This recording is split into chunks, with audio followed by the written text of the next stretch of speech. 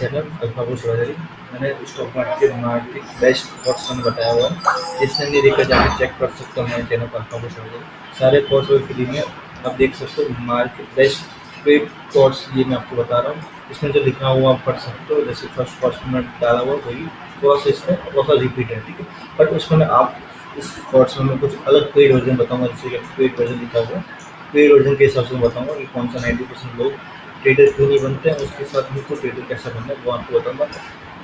ये बताऊँगा, ये सब सिखाऊँगा। RSI, मैगडी, ये सब इंडिकेटर मैं आपको यहाँ पे बोल के समझाऊँगा कैसे काम किया जाता है, ठीक है। देखो गाइस, ये सारे मैंने यहाँ पे लिखा हुआ है, पर लोगों को क्या समझ नहीं आता। 90% लोग फिर से लॉस ही करते हैं। सारे कोर्स में मैंने जो बेसिक बताया तो वो direct swing trading master course इन्हीं सीधा आ जाएंगे, तो आपको बेसिक वाला कुछ सीखेंगे नहीं।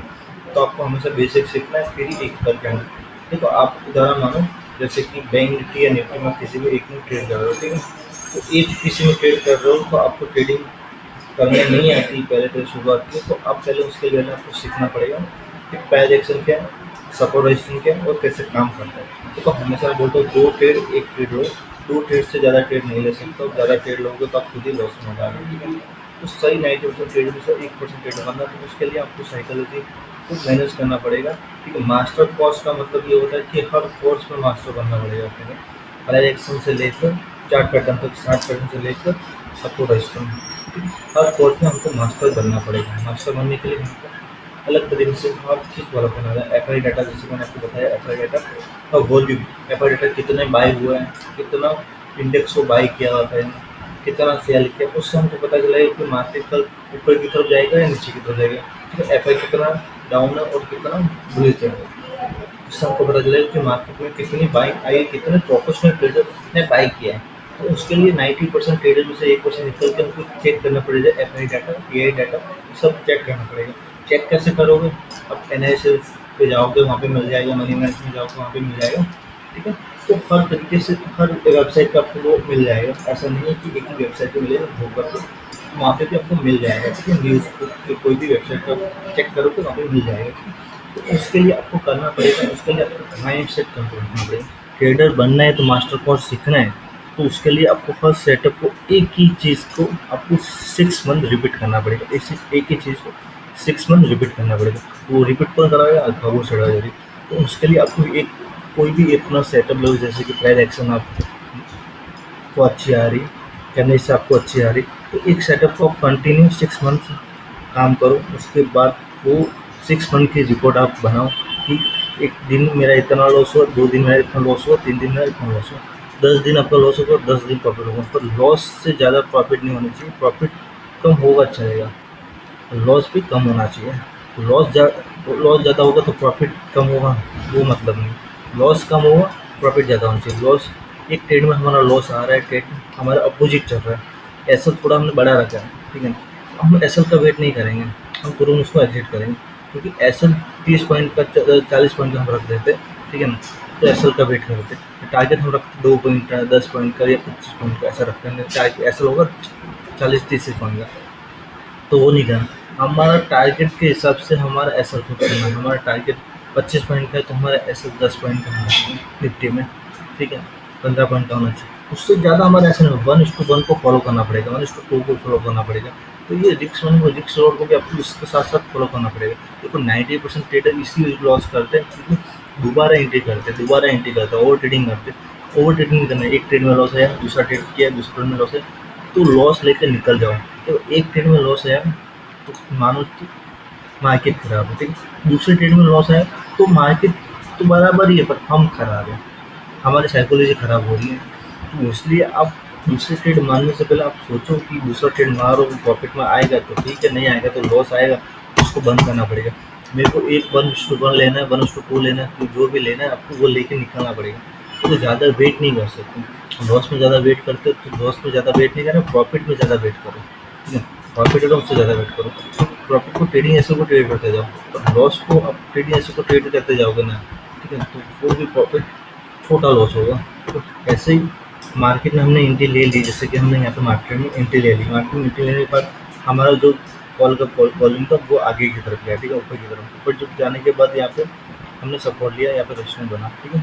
तो रेजिस्टेंस के पास हमारे क्वांटिटी एग्जिट करने की जगह हमने यहाँ पे एवरेज कर दी, वो नहीं करना हमको, ठीक है। मार्केट नीचे आया, नीचे आने के बाद हमने क्वांटिटी यहाँ पे बाई की, बाई करने में ऊपर गया, यहाँ पे आने पर हम हाफ क्वांटिटी उसको एग्जिट करेंगे, हाफ क्वांटिटी एग्जिट करने पर फिर मार्केट नीचे आएगा, फिर हम यहाँ पे हाफ क्वांटिटी उसको एग्जिट करेंगे। तो यही मास्टर क्लास है, ठीक है।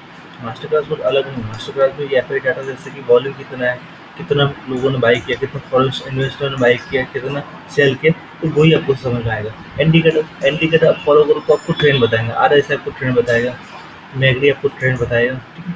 मैगडी आपको साथ में ट्रेंड बताते बताते सिग्नल भी देगा। मैगडी पे मैंने एक वीडियो बनाया हुआ है, आप जाकर चेक कर सकते हो। तो ज़्यादा तक आप क्या कर सकते हो, ओटीएम एटीएम खरीद सकते हो। ओटीएम एटीएम की ऑप्शन चेन होती है ना, उसमें आपको चेक करना पड़ेगा ओटीएम में कितना वॉल्यूम है, एटीएम में कितना वॉल्यूम है, वो कितने हाई वॉल्यूम वाले बायर या सेलर एक्टिव है वहाँ पे। जैसे आप पुट में देखोगे, पुट में अलग होगा, और कॉल में देखो आप कॉल में अलग होगा। मास्टर क्लास का मतलब यही होता है कि हर तरीके से हमको सीखना पड़ेगा, ठीक है। ऐसा नहीं हम एक ही चीज़ को बार बार रिपीट करें, वो मतलब नहीं, ठीक है। हर चीज़ को अलग अलग तरीके से हमको फॉलो करना पड़ेगा। तो आपको करना है कि आपको सीधा का सीधा एक ट्रेड लेना है, लेने के बाद जो आपका प्रॉफिट है तो उसको आपको आगे ले जाना है, ठीक है। तो कैपिटल आप समझो, मैं आपको उदाहरण के हिसाब से मैं बताता हूँ। 10,000 आपका कैपिटल हो, ठीक है। 10,000 पे आप 300 या 400 रुपये लॉस ले सकते हो, ठीक है। तो प्रॉफिट आपको निफ्टी में आपको 10 पॉइंट या 15 पॉइंट का टारगेट रखना पड़ेगा, ठीक है। क्योंकि ज़्यादा मत रखो, जैसे निफ्टी में आपने 70 या 50 का प्रीमियम लिया तो 10 पॉइंट आप बहुत हो गया ज़्यादा, ठीक है। 50 का पॉइंट लिया, 10 पॉइंट 60 पॉइंट पे आ गया, वो ऑप्शन 60 पॉइंट पे आ गया, तो भी 10 पॉइंट का प्रॉफिट होगा, बहुत हो गया। तो आप ऐसे ही लो, ठीक है। 15 पॉइंट का एसएल रख के 50 पॉइंट का टारगेट रखोगे तो वो भी फेल है। 15 पॉइंट का एसएल लेकर 25 पॉइंट का या 20 पॉइंट का टारगेट रखेंगे, 5 पॉइंट ज़्यादा तो चलेगा। 15 पॉइंट का एसएल रख के हम 50 पॉइंट 4 पॉइंट का टारगेट रखेंगे, वो भी गलत है। तो जैसे ऑप्शन बायर वाला गलत है तो ऑप्शन सेलर भी गलत होता है। ऑप्शन सेलिंग में आपको अलग लेवल से लाइव ट्रेडिंग सिखाऊंगा, ऑप्शन सेलिंग कैसे करनी है। तो ऑप्शन बायर के बारे में ये सारे बेसिक कोर्स है, तो मैंने आपको अपलोड कर दिया, मैंने डाल दिया, ताकि एक एक करके चेक कर दो। ये मास्टर क्लास का फर्स्ट मैंने एपिसोड डाला था, वो भी आपने सीख लिया। सेकंड एपिसोड भी आपकी मैं आपको बता रहा हूँ कैसे कैसे करना चाहिए और कौन कौन सी चीज़ फॉलो करनी चाहिए, ठीक है। वो भी आप सीख लोगे एक एक करके, तो एक एक करके आप सीख लोगे, आप आगे बढ़ोगे। ऑप्शन चेन को देखना शुरू करो, ठीक है। ऑप्शन चेन को देखने से हमको पता चले कितने बायर कितने सेलर एक्टिव है और कौन से प्राइस पे एक्टिव है, ठीक है। तो देखो, ऑप्शन चेन का मतलब ये होता है कि हर तरीके से ऑप्शन का प्राइस वहाँ पे होता है, उसके बाद वहाँ पे वॉल्यूम प्राइस होती है, ठीक है। तो उसमें हमको बताता है कि कौन से ऑप्शन में कितने बायर एक्टिव है और कौन से ऑप्शन पे इतने बायर सेलर है, ठीक है। वो हमको बताता है।